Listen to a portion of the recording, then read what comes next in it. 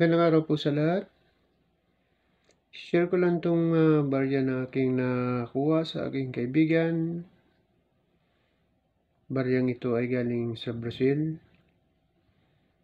Yan pong tatalakayin ko para sa inyong lahat. Kung bago ka pa lang sa channel ko, sanang kalimutan mag-subscribe. Yung baryang ito ay 50 Cruceros. Ito po yung baryang ito. Yan. Brazil po ito, Brazil. 50 Cruceros po ito. Brazil. Ito po ay year 1992. Pakaganda pong baryang ito. Ito po yung likuran ng o reverse ng barya. Wala po itong groove o not threaded po ito yan. Plain lang po siya. Ito naman po yung harap ng o obverse ng barya, tinatawag na obverse. Meron po siyang star.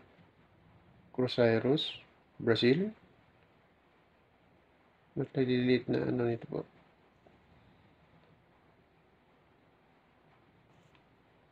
Galing po itong Brazil.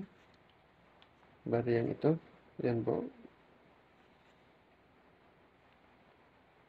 1992.